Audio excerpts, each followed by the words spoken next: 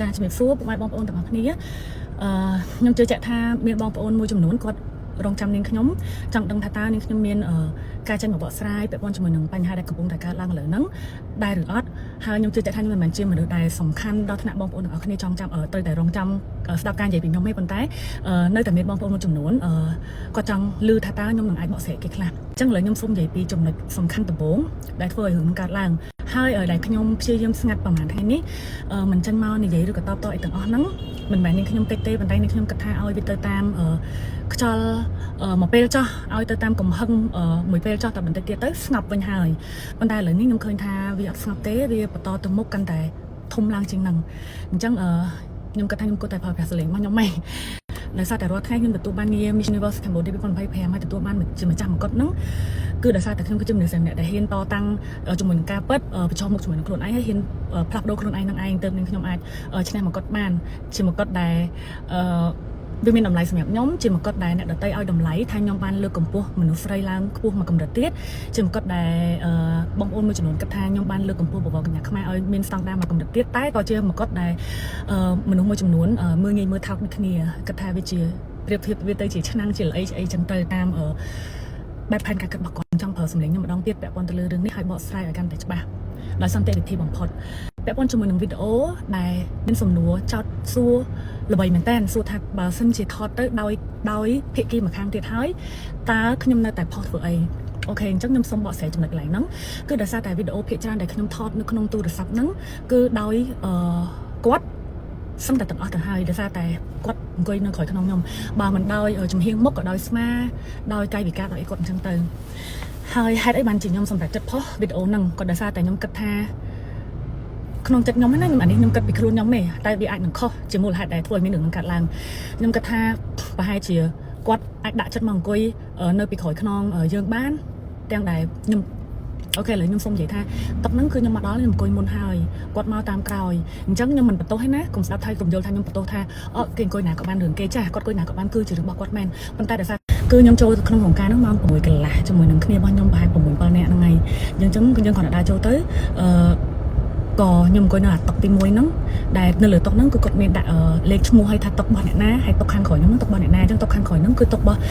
ពនាងចាគឺតុករបស់ពនាងផ្ទាល់អញ្ចឹងពេលដែលពួកយើងអង្គុយហូបអីហ្នឹងខ្ញុំអង្គុយបែរទៅតុកខ្ញុំអង្គុយបែរទៅផ្លូវដើរចេញដើរចូលអញ្ចឹងអ្នកណាចេញចូលអីភាគច្រើនខ្ញុំឃើញទាំងអស់អញ្ចឹងមិនមែនខ្ញុំចាំតាមចាប់មើលគាត់ទេប៉ុន្តែគាត់ថាយើងមើលទៅយើងឃើញហើយមនុស្សចេញចូលយើងស្គាល់គ្នាតែទាំងអស់នៅក្នុងរោងហ្នឹងភាគច្រើនហើយយើងដឹងអញ្ចឹងខ្ញុំឃើញថាគាត់មកនៅក្រោយពេលកាត់នំទេហើយពេលដែលគាត់ដើរមកចូលខ្ញុំគាត់ខ្ញុំគិតថាទៅធម្មតាយើងមនុស្សធ្លាប់ស្គាល់គ្នាយើងនិយាយថងទៅមនុស្សធ្លាប់ស្គាល់ធ្លាប់ប៉ះពីអីគ្នាទៅយើងមើលគាត់អង្គុយនៅណាអញ្ចឹងគាត់ដើរទៅគាត់ទៅអង្គុយនៅខាងនោះទេចាអញ្ចឹងគាត់អង្គុយខាងម្ចាស់ម្នាក់អញ្ចឹងខ្ញុំគិតថាអត់អីទេអញ្ចឹងណាគេអង្គុយណាក៏អង្គុយទៅយើងក៏សប្បាយជុំគ្នាទៅក្រោយមកក៏ឃើញគាត់ដើរមក hello តុកខាងពនាងខាងក្រោយ hello អីហើយពួកគាត់ក៏អាសាដើរមកម្ដងទៀតអញ្ចឹងទៅហើយក៏គាត់ក៏សម្រេចចិត្តថាអង្គុយតុកនឹងដែរតែម្ដងទៅខ្ញុំក៏គិតថាជ្រុលជាថាវីដេអូទាំងអស់សឹងតែផុសមិនបានហើយដោយសារតែដោយគេទាំងអស់ខ្ញុំអត់ចង់ថាយើងយក attention អីទេតែវីដេអូមួយហ្នឹងដែលខ្ញុំសម្រេចចិត្តផុសដោយសារតែខ្ញុំកំពុងតែញ៉ាំហើយភ្លេងហ្នឹងតារាចម្រៀងនៅលើឆាកគាត់កំពុងតែច្រៀងមានន័យថាព្រឹត្តិការណ៍ហ្នឹងកំពុងតែកើតឡើងដូច live ដូចជីវិតបច្ចុប្បន្នហ្នឹងអញ្ចឹងកំពុងតែកើតខ្ញុំកំពុងតែនិយាយហ្នឹងអញ្ចឹងខ្ញុំមិនអាចសារវាថយក្រោយបានទេវាមិនមែនជាវីដេអូហ្គេមទេអញ្ចឹងបទចម្រៀងហ្នឹងក៏កំពុងតែច្រៀងខ្ញុំក៏កំពុងតែរាំលេងចេះតែដល់ពេលប្រូចម្រៀងហ្នឹងច្រៀងដំបូងមកថាខ្ញុំសំណាងណាស់ថ្មីបើខ្ញុំចាស់តែចិត្តខ្ញុំក្មេងខ្ញុំប្រហែលជាចំណងជើងចម្រៀងហ្នឹងអញ្ចឹងlyric ចម្រៀងហ្នឹងអញ្ចឹងហើយគាត់តែខ្ញុំសំណាងណាស់ខ្ញុំក៏ចេះតែរាំទៅថ្មីបើខ្ញុំចាស់គាត់ខ្ញុំថាអូអត់ទេមិនបាត់ខ្ញុំទេមិនបាត់នឹងឯងខ្ញុំមិនមែនធ្វើមុខធ្វើមាត់ឌឺទៅអ្នកខាងក្រោយទេពេលហ្នឹងខ្ញុំពេលដែលសកម្មភាពថតមែនតើខ្ញុំក៏អត់ដឹងថាខាងក្រោយហ្នឹងមាននឹងអីកើតឡើងដែរដល់តែមកមើលម្ដងទៀតទៅខ្ញុំមើលទៅខ្ញុំវាល្អសោយខ្លួនឯងកន្លែងហ្នឹងហើយខ្ញុំគិតថាវា shoot ទៅខ្ញុំផុសចេញទៅតែវីដេអូផ្សេងទៀតអ្នកនរគ្នាឃើញថាខ្ញុំអត់បានធ្វើ vlog ផុសហើយជាទូទៅខ្ញុំធ្វើតែធ្វើ vlog ផុសពេលទៅកម្មវិធីអីមួយអញ្ចឹងខ្ញុំអត់បានធ្វើ vlog ផុសទេដោយសារតែនៅពីក្រោយខ្នងហ្នឹងគឺថតដោយគាត់ច្រើនអញ្ចឹងខ្ញុំសុខចិត្តថាផុសអានេះមួយចោះដែលខ្ញុំផុសអាហ្នឹងមួយហ្នឹងក៏ដោយសារតែខ្ញុំគិតថាប្រហែលជាគាត់ដាក់ចិត្តថាបានអង្គុយចិត្តគ្នាអញ្ចេះហើយទោះបីមិនយើងមិននិយាយរកគ្នាយើងមិនសំណេះសំណាលគ្នាក៏ខ្ញុំមានអារម្មណ៍ថាបើយើងអាចនៅក្នុងរង្វង់ទូចមួយជាមួយគ្នាសឹងតែថាដើរប៉ះគ្នាហើយក្នុងចិត្តគាត់ប្រហែលជាលេងអីហើយតែដឹងថាខ្ញុំគិតវិជ្ជមានម្នាក់អាចចោះក៏ប្រហែលជាខ្ញុំគិតថាប្រហែលជាអារម្មណ៍ផ្លាស់ប្ដូរហើយទោះបីតែយើងនឹងមិនរាប់អានគ្នាឡើងវិញតែប្រហែលជាមិនចាំបាច់រស់ពេញមួយជីវិតហ្នឹងអោបកសោបការស្អប់ខ្ពើមគ្នាទេកុំហឹងនៅក្នុងចិត្តទេខ្ញុំគិតថាប្រហែលជាគាត់គិតដូចខ្ញុំដែរអញ្ចឹងវីដេអូ ហ្នឹងពេលដែលផុសដំបូងខ្ញុំឃើញថាមាន positive comment ច្រើនមែនតើមុននឹងភាគីម្ខាងទៀតគាត់ផុសសំណេរ positive គឺខ្ញុំឃើញមានមតិ positive ឲ្យខ្ជូតច្រើនមែនតើថានៅក្រោយខ្នងណាគេម៉ាក់ដួលដោយណាគេឬក៏មិនចឹងអីចឹងទៅខ្ញុំក៏មិនគិតថាវាជារឿងធំដុំអីដែរតែដល់ពេលខ្ញុំឃើញគាត់បង្ហាញពីអារម្មណ៍របស់គាត់មកទើបខ្ញុំដឹងថាអូខេមិនមែនគ្រប់គ្នាគិតដូចខ្ញុំទេមិនមែនគ្រប់គ្នាអាចរំសាយគំនុំគុំគួនពីអតីតកាលមកបានទេហើយវាក៏មិនមែនជាកំហុសរបស់គាត់ដែលគាត់មិនអាចរំសាយអារម្មណ៍របស់គាត់បានប៉ុន្តែខ្ញុំចង់និយាយប្រាប់ថាភាពឈឺចាប់ដែលកើតឡើងពីអតីតកាលមិនមែនឈឺចាប់តែមួយខាងទេឈឺចាប់ទាំងអស់គ្នាឈឺទាំងគេហើយក៏ឈឺទាំងខ្ញុំហើយដែលខ្ញុំចង់និយាយហ្នឹងគឺរឿងទាំងអស់ដែលកើតឡើងបើមិនមានភ្លើងវាមិនមានផ្សែងខ្ញុំក៏មិនអាចងើបមកភ្លាមគេមិត្តរបស់ខ្ញុំអត់បានធ្វើអីខ្ញុំទៅបើកវីដេអូថតជេរបចោលទៅមិត្តខ្ញុំទាំងដែលគេអត់បានធ្វើឲ្យខ្ញុំមានស្នាមរបួសទេហើយការដែលខ្ញុំប្រព្រឹត្តខ្លួនទៅ8-9 ឆ្នាំមុនខ្ញុំធ្វើទៅតាមអារម្មណ៍ខឹងអារម្មណ៍ឆេវឆាវជាមនុស្សជាក្មេងស្រីម្នាក់ដែលកើតមកកាចស្រាប់បងប្អូនអរគ្នាកាចស្រាប់អញ្ចឹងពេលខ្លះយើងកាចស្រាប់អញ្ចឹងយើងធ្វើទៅតាមអារម្មណ៍ឆេវឆាវ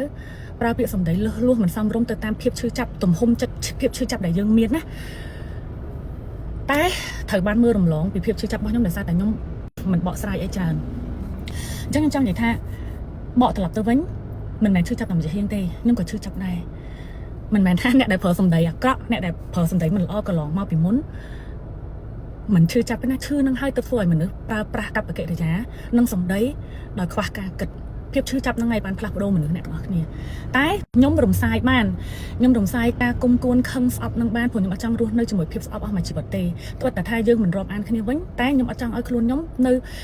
នៅមានវិវាទក្នុងចិត្តខ្លួនឯងខ្ញុំមានអារម្មណ៍ថាខ្ញុំហត់ហើយខ្ញុំមានអារម្មណ៍ថាកាលណាដែលខ្ញុំមិនអាចលើកលែងទោសឲ្យគេបានខ្ញុំក៏មិនអាចលើកលែងទោសឲ្យខ្លួនឯងបានដែរមានន័យថាផ្ទះដៃមួយឈានវាលឺអញ្ចឹងដល់តែផ្ទះទាំងពីរទៅលឺអញ្ចឹងបើសិនជាខ្ញុំមិនចង់ឲ្យដៃខាងនេះឈឺដល់តែខ្ញុំអត់យកដៃខាងនេះមកផ្ទះដៃខាងនេះអញ្ចឹងបើសិនជាខ្ញុំមិនអាចលើកលែងទោសឲ្យគេបានខ្ញុំក៏អាចលើកលែងទោសឲ្យខ្លួនឯងបានដែរអញ្ចឹងខ្ញុំជ្រើសរើសថាខ្ញុំទម្លាក់ចោលទាំងអស់ហើយមុននឹងបងប្អូនជន់មកលើមនុស្សស្រីម្នាក់នេះឲ្យខ្លាំងជាងហ្នឹងបងប្អូនចង់ដឹងថាតើឫសគល់នៃស្នាមរបួសទាំងអស់ហ្នឹងដែលកើតឡើងតាំងពីដើមមកបើជ្រុលជាគេជីកបើជ្រុលជាមានអ្នកចង់ជីកសាកសពដែលកប់ទៅហើយនឹងឲ្យឡើងមកវិ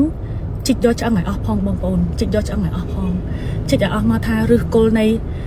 ឃាតកម្មដែលបានកប់សាកសពទៅក្រោមដីហ្នឹងតើកើតឡើងដោយសារអីគ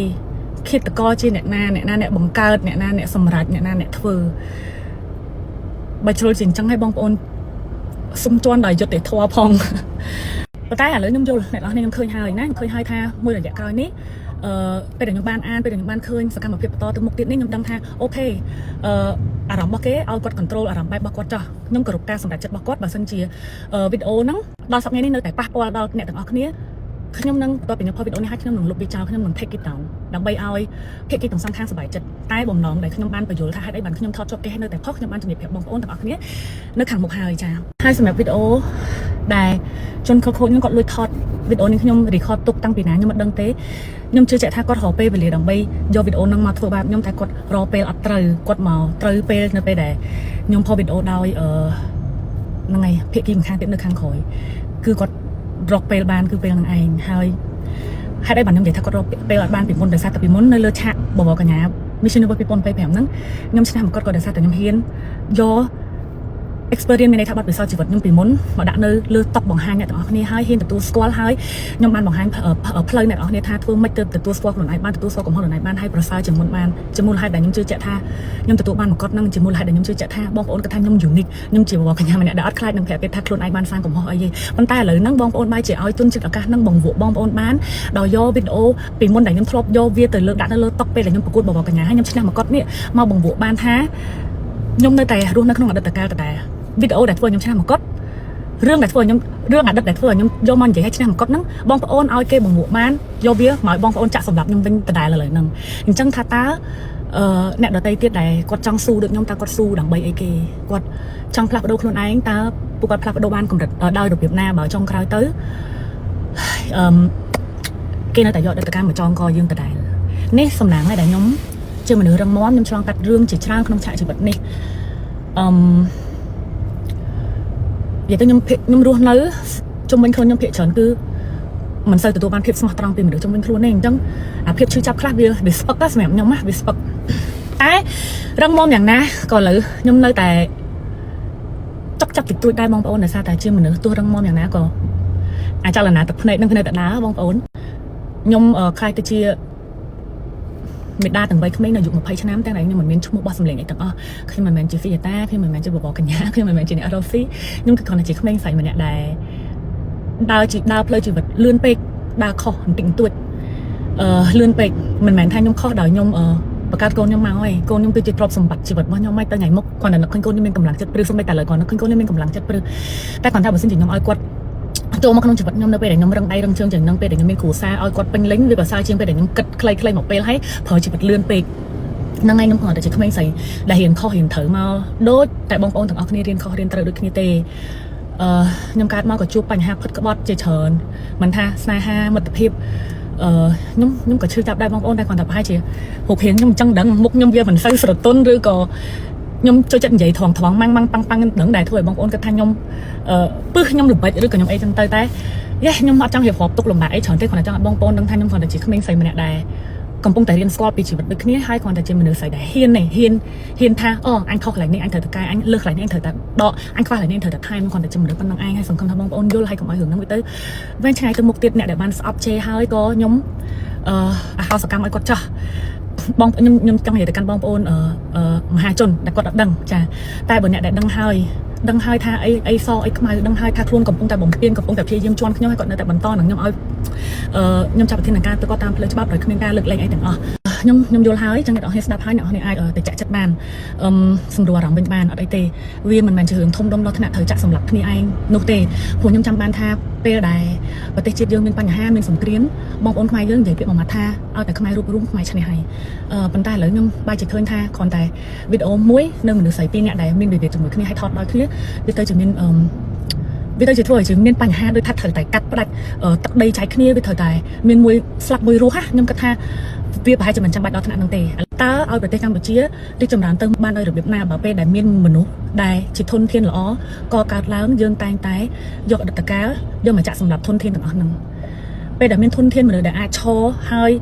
អាចបង្រៀនក្មេងជំនាន់ក្រោយថាកុំខ្លាចនៅការសាងកំហុសតែខ្លាចដែលយើងមិនហ៊ានទទួលស្គាល់កំហុសហើយកែប្រែវា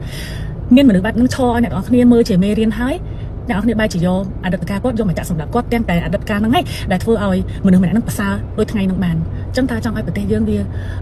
រីកចម្រើនទៅមុខបែបម៉េចបើពេលដែលពេលមានធនធានល្អអ្នកនរគ្នាតែងតែចង់មកប្រក្រាបពួកគាត់អញ្ចឹងវាធ្វើឲ្យក្មេងៗដទៃទៀតខ្ញុំជឿថាក្មេងៗបងដទៃទៀតដែលធ្លាប់ធ្វើខុសខ្ញុំមិនដឹងថាគាត់ខុសទៅលើរឿងអីទេគាត់ធ្លាប់ធ្វើខុសនៅក្នុងជីវិតរបស់គាត់ឃើញរឿងដែលកំពុងតែកើតឡើងហ្នឹងវាកាន់តែធ្វើឲ្យគាត់មានអារម្មណ៍ថាជាមូលហេតុដែលខ្ញុំអត់អាចតស៊ូទៅមុខបានទេតែខុសគឺខុសហើយយើងអាចកែប្រែបានទេយើងល្អកម្រិតណាក៏ចង់ក្រោយគេនៅតែយករឿងចាស់យើងមកចាក់សម្រាប់យើងទៅដែរខ្ញុំគិតថាអ្នកដែលធ្វើរឿងទាំងអស់ហ្នឹងកើតឡើងមិនមែនជាធីមខាងខ្ញុំព្រោះมันអាចមកបំផ្លាញមនុស្សដែលខ្លួនឯងស្រឡាញ់កងត្រូវហើយខ្ញុំក៏គិតថាមិនមែនជាធីមខាងគាត់ដូចគ្នាព្រោះរឿងហ្នឹងកើតឡើងដូចខ្ញុំនិយាយចឹងមានភ្លើងទឹកមានផ្សែងបើសិនជាផុសអ្វីដែលខ្ញុំបាន live ពីមុនពេលនឹងទៅរកវីដេអូដែលគាត់ live តបមកវិញអញ្ចឹងវាទៅមកអត់ចប់ទេអញ្ចឹងខ្ញុំជឿថាធីមខាងគាត់ក៏មិនចង់ឲ្យគេសាររឿងដែលគាត់បានធ្លាប់ធ្វើដូចគ្នាព្រោះការកាត់របស់ខ្ញុំមានអារម្មណ៍ថានេះគឺជាជនឆ្លៀតឱកាសមួយក្រុមផ្សេងឬក៏ពីរក្រុមផ្សេងទៀតដែលរងចាំមើលថាតើបុគ្គលម្នាក់នេះធ្លាក់ពេលណាដួលពេលណាតោះនោះនេះសគ្រប់តែម្ដងមើលនោះនេះជន់បន្ថែមតែម្ដងទៅនោះនេះជន់កំដកជើងតែម្ដងទៅជន់រហូតដល់ធនធានម្នាក់ហ្នឹងងើបមុខលេងរួចហ្មងទៅកុំឲ្យមានឈ្មោះទៀតហ្មងទៅអញ្ចឹងវាប៉ះពាល់ដល់មនុស្សស្រីដល់ទៅ3នាក់ឯណោះខ្ញុំអត់សុំអត់និយាយឈ្មោះពួកគាត់ទេតែនឹងឯងពាក់ព័ន្ធដល់មនុស្សស្រីដល់ទៅ3នាក់ឯណោះរួមទាំងខ្ញុំផងដែរហើយ3នាក់យើងគឺសិតតែជាម្ដាយរបស់គេទាំងអស់គ្នាហើយកូនយើងគឺសិតតែធំហើយទាំងអស់គ្នាហើយម្នាក់សិតតែកំពុងតែរស់នៅក្នុងជីវិតដែលប្រសើរជាងមុនទាំងអស់គ្នាពាក់ព័ន្ធជាមួយនឹងសិទ្ធិដែលគេគេខាងទៀតគាត់បានផុសអាហ្នឹងអ្វីដែលគាត់បាននិយាយលឺលួសឬក៏អីនៅក្នុងហ្នឹងខ្ញុំចាប់ទុកថាវាទៅតាមអារម្មណ៍ដែលខឹងរបស់មនុស្សម្នាក់ចាស់ដោយសារបើតាមពិតទៅយើងមិនអាចមើលងាយគ្នាឬក៏ជន់ពលិចគ្នាកន្លែងណាបានទេពួកយើងសិតតែ single mom ដូចគ្នាហើយពួកយើងសិតតែធ្លាប់ធ្លាក់ដល់0ក្រោម0ដូចគ្នាយើងស្គាល់ហើយថាជីវិតទាំងអស់ហ្នឹងមេរៀនជីវិតទាំងអស់ហ្នឹងវាបង្រៀនឲ្យគេយើងខ្លះវាលំបាកយ៉ាងម៉េចខ្លះវាឈឺចាប់យ៉ាងម៉េចខ្លះអញ្ចឹងសូមបងប្អូនបញ្ឈប់រាល់ការ share នៅវីដេអូចាស់ៗដែលវាបានកប់បាត់នៅក្រោមដីហើយតែមានជនខិលខូចទាស់រំលើកឲ្យក្លិនស្អុយនឹងវាឡើងមកវិញហើយខ្ញុំជឿជាក់ថាទាំងខ្ញុំទាំងគេបើសិនជាពួកយើងអត់ដែរខុសយើងអត់ដែរដឹងថាស្អីគេជាត្រូវយើងមិនដែរខូចចិត្តយើងអត់ដឹងថាស្អីគេដែលសុបាយចិត្តទេបើគាត់ដឹងថាបើគាត់សម្រេចធ្វើរឿងនឹងកើតឡើងវាធ្វើឲ្យមានស្នាមរបួសជាប់នៅលើខ្លួនគាត់រហូតដល់សប្តាហ៍ថ្ងៃគាត់ក៏ធ្វើ បើខ្ញុំដឹងថាពេលហ្នឹងបើខ្ញុំ control អារម្មណ៍ឆៅខ្ញុំបានខ្ញុំអត់ live video ប្រើពាក្យអាសរុទាំងអស់ហ្នឹងវាអត់តាមឡងបន្លាយខ្ញុំដល់សប្តាហ៍ខ្ញុំក៏អត់ live ដែរប៉ុន្តែវាគ្រាន់តែជាពាក្យបើសិនយើងធ្វើអីអត់បានទេព្រោះគ្រាន់តែជាបើសិនវាផុតទៅបាត់ទៅហើយធំតែ1នាទីមុននេះក៏វាផុតបាត់ទៅហើយខ្ញុំមិនអាចត្រឡប់ទៅ1នាទីមុនហ្នឹងដើម្បីធ្វើអីផ្សេងទៀតបានទេចាប់ពីថ្ងៃនេះខ្ញុំសូមត្រឹមថ្ងៃនេះទៅបងប្អូនទាំងអស់គ្នាយើងអត់មានរឿងអីធំដុំទេតាមពិតរឿងហ្នឹងគឺតែប៉ុណ្្នឹងឯងខ្ញុំផុសទៅក៏ដោយសារតែខ្ញុំគិតថាគាត់អាចមកអង្គុយជុំយើងវិញបានទោះបីយើងមិននិយាយគ្នាក៏ដោយប្រហែលជារំសាយអារម្មណ៍អីដឹងតែឥឡូវយើងដឹងហើយឆន្ទៈម្នាក់ហើយយើងជិះគ្នាទៅចាប់ពីថ្ងៃហ្នឹងទៅ